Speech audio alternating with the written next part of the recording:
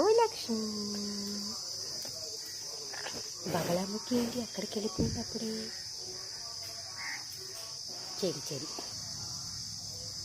అమ్మా బగలాముఖి ఓం శ్రీమాత్రే నమః. బగలాముఖి దేవి పూజ చేసుకుని వెళ్తుంది. చిట్టి చిన్నారి బాగుందా? ప్రసాదం ఏం చక్కగా స్వీకరిస్తావు. బంగారు తల్లిలే మీరు. ప్రసాదం బాగుందంటే బాలాంబిక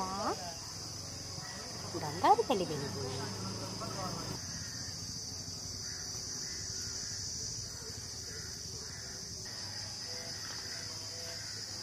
చిన్నారి